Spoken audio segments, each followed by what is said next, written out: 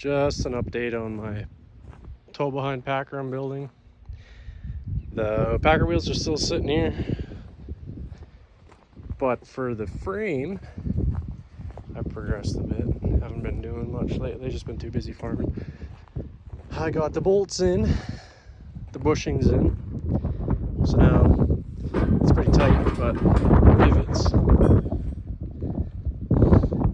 I am gonna get some washers cut out because I have the bushings stick out farther than the frame. I got the cylinder on, I got the hydraulic lines hooked up. My neighbor has some big tires off of a pull type combine that he has the hubs for too, so I might just try and find some thick walled square tubing, like more than 1/4 inch,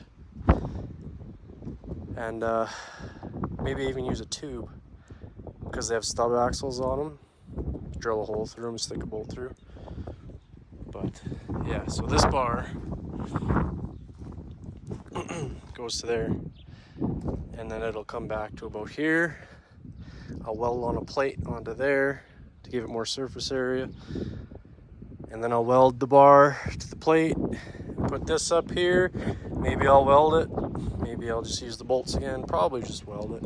I don't really want it to come off anytime. But yeah, all I really have to do now is get a jack, get my washers, get my gussets that go from here to here, here to here, and then the grease fitting, which I found some finally. I'm just waiting to try and get some steel cut out. But those two square tubings don't really line up. Not much I can do about it. But yeah, not too much left to do. I'll have to cut these flush because they're not flush right now. But here, I'll give you an example. This one turns quite easy. One finger.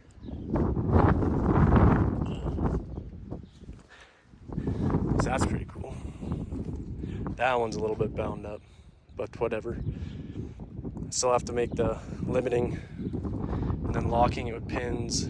I'm debating on if a pin going through here would be strong enough to stop these things from rotating when I go in transport, because I'll be able to put a pin in the front, a pin in the back on each one, but then I don't have to drill another hole through them. Yeah, well, that's where I'm at. Just a quick little update.